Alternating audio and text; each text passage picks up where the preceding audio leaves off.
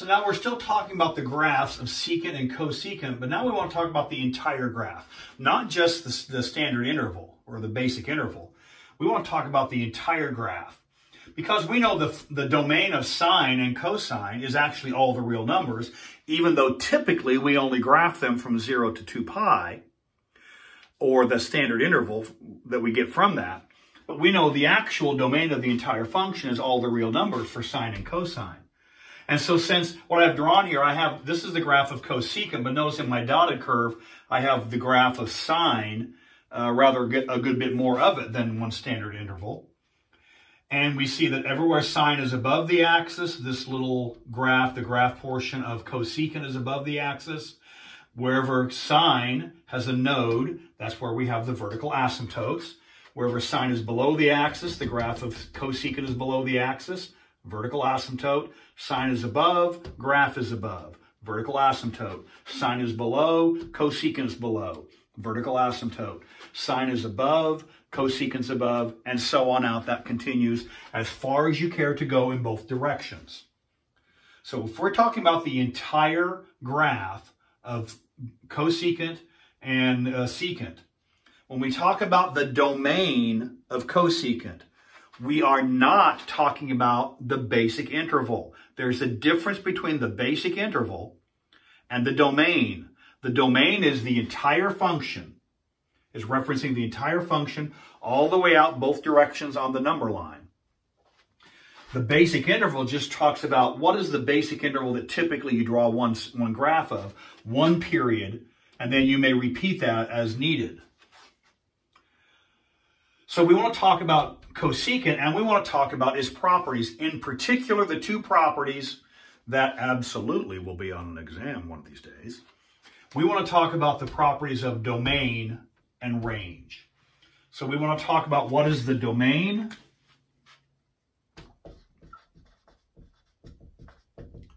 and what is the range of the graph f of x is equal to cosecant. And we can argue from the graph or we can argue from algebraically, but the process is going to be the same, or the final result will be the same. Remember that, now actually it might be easier to do the range first, because the range is what portion of the y-axis and what portion of the y-axis is getting used by points on the graph of cosecant. Notice that the values between -1 and 1, sine curve occupies that. But nowhere in here is there a point on this solid line blue curve. So these points between -1 and 1 on the y-axis are not in the range of the cosecant function. The points in the range of the cosecant function start at 1. Now notice, this is actually at 1. So 1 actually is achieved. This point is actually at -1. So that point actually is achieved. So the range of cosecant, and it's not hard to see the range of secant would follow a very similar pattern. The range of cosecant starts at 1 and goes on up to positive infinity, but it also starts at -1 and goes down to negative infinity. It's this interval, but not this. And the way we write that is with interval notation. Parenthesis, -infinity to -1, bracket because 1 actually is achieved. This point, in this little subinterval, this is the only point that's on both graphs of sine and cosecant. This point, a point of tangency, is on both graphs. This point is on both graphs. 1 is on sine, 1 is also on cosecant. -1 here, +1 here. My poor picture notwithstanding. So it's this, and some people prefer to put a union symbol. If you put a union symbol, that's technically correct. This is what I will typically use. But some people just prefer just put a comma. Some people could say or. I'm going to use the union symbol, which means it's the uniting of these two sets, the union of these two sets. So I will always use this symbol when I represent the range of either cosecant or secant. So it's the interval from negative infinity to -1. Include -1. Do not include negative infinity. That doesn't make any sense for our work. And then union that with the top half, which is from +1 to infinity. That is our value for the range of cosecant function. And it is not hard to see. You make the same process. This is also the range of the secant function. You could draw out the same picture using cosecant to construct the secant graph, and we'll do that in just a moment. The domain is a little more dicey. The domain consists of all the real numbers, except you need to throw out the asymptote values. Anywhere this has an asymptote, this function is undefined. Anywhere you have an asymptote, this function is undefined. So where are the asymptotes? The asymptotes of cosecant, and you should see this either explicitly in the picture. At the very least, here it is, you should be able to see this in your mind's eye. Because we know the vertical asymptotes. Come on, think. Shakespeare says, work your thoughts. Work your thoughts. We know the vertical asymptotes of cosecant occur at the nodes of sine, the basic sine curve. And you should know the nodes of the basic sine curve because you know the basic shape. They occur at 0, then it goes up and comes back down at pi, then it goes down and comes back up at 2 pi, then the next one would be at 3 pi, then 4 pi, and if we went in the negative direction, it would be 0, and then negative pi, and then negative 2 pi. And so we see that the vertical asymptote values for cosecant are at the nodes of sine, which are the negative and or positive and or 0. This is any integer multiple. So we can say this. This is multiples of pi. We can call this k pi, where k, let me erase some of this, k is in the set 0, plus or minus 1, plus or minus 2, and so on. Anytime we write this symbol, we assume this.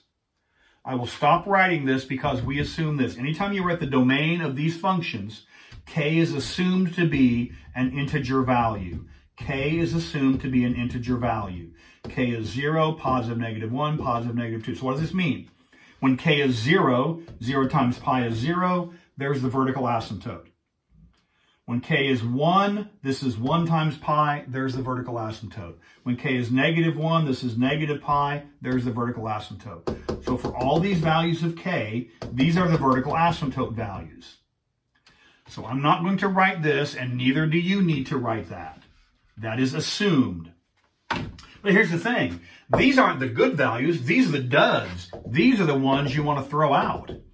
We want everything except these. Everything except these. And the way you write that, this is the standard way I will write it. This is the standard way you should get used to writing it. Anyone who knows what you're doing knows this symbol is correct. We will write it this way.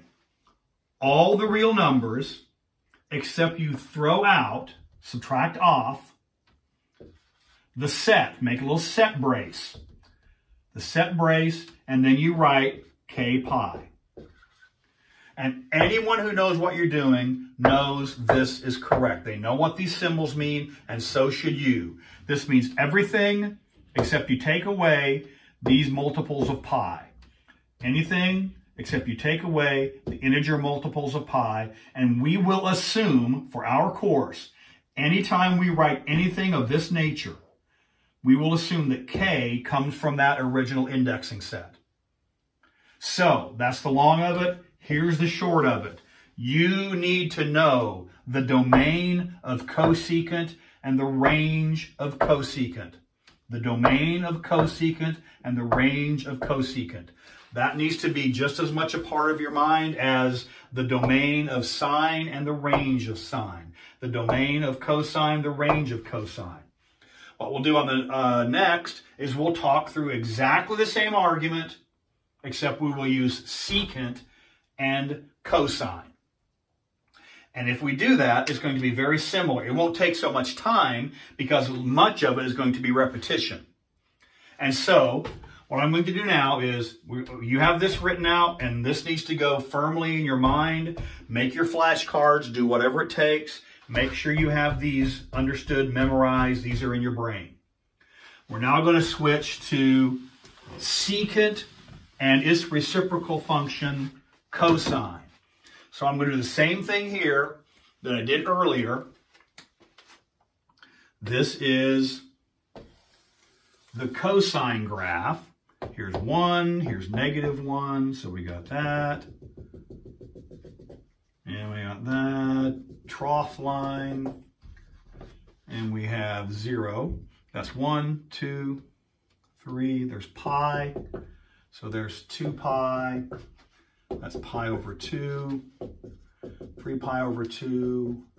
5 pi over 2, and so on. This is negative pi over 2, negative pi, negative 3 pi over 2. Let's throw one more over here, negative pi. All right, negative 2 pi rather.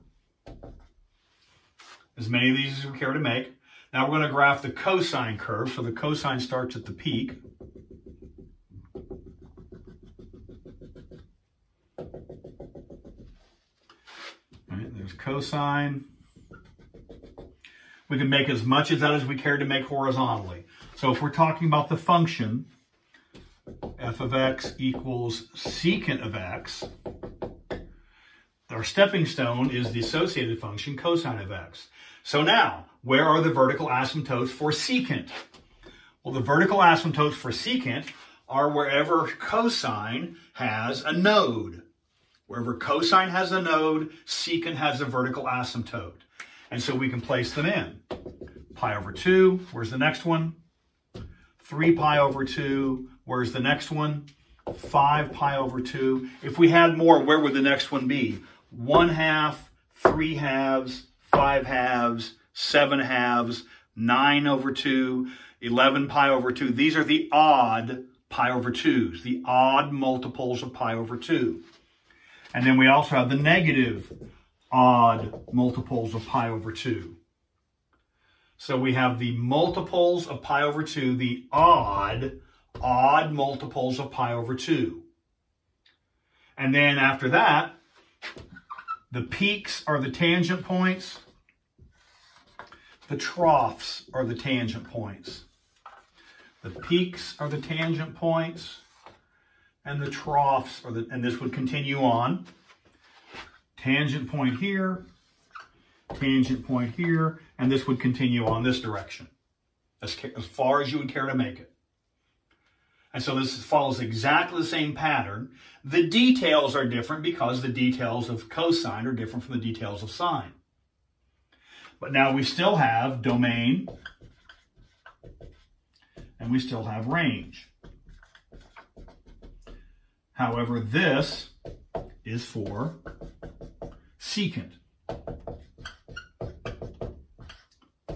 The secant function. Well, it's not very hard to see. The range for secant is the same as the range for cosecant. The range is the same as it was earlier. It's negative infinity to -1, bracket, union symbol. Union means unite these two sets. 1 to infinity. So that's the range of cosecant. It's also the range of secant. Domain is a little more dicey. It's the same kind of notion. It's all the real numbers, except we need to throw away some stuff. And the values we throw away are wherever we have a vertical asymptote. They're the odd multiples of pi over 2. And here's how we represent that. In mathematics, anytime you want to represent an odd number is represented with 2k plus 1. You can also use 2k minus 1, but 2k plus 1 is the standard way to represent an odd number. And here's what that means. Remember, even though we don't write it, we assume k comes from this is called an index set, plus or minus 1, plus or minus 2, plus or minus 3, and so on. So if k is 0, this is 0 plus 1, that's 1. That's an odd number. If k is 1, 2 times 1 is 2, 2 plus 1 is 3, that's an odd number. If k is negative 1, 2 times negative 1 is negative 1. Negative 2. Negative 2 plus 1 is negative 1. For any value of k you choose, this will be an odd number. And for any odd number, there exists a k in here which will cause this to be that value. This is the generic way to write odd number. An odd number multiple. So here we go. Odd, there we have it. Multiple. Now, we assume this. You never need to write that. Odd multiple of pi over 2. So 2k plus 1 times pi over 2. These are the values we throw out. Everything except you take away all this set of values. These need to be in braces. If it's not in braces, it's not correct. This set, take away that set. These are odd multiples of pi over 2. Odd multiples pi over 2. So there we have the domain of secant and the range of secant. Notice, the range for secant and cosecant are identical. The domains are not identical. They're the same form. It's all the reals take away the vertical asymptotes. For cosecant, you throw away the vertical asymptotes. They are k times pi. But for secant, it's the odd multiples of pi over 2. So that's 2k plus 1 times pi over 2.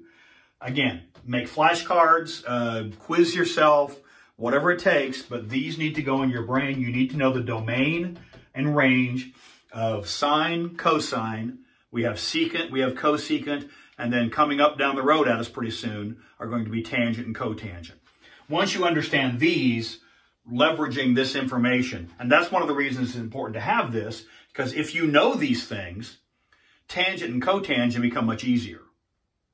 And so, if we have the entire graph, if you're asked for the domain, not if, when, come exam day, when you're asked for the domain and range of sine, cosine, secant, cosecant, all those should be in your comfort zone now. And then later on, we'll consider when we get to them, we'll talk about tangent and cotangent.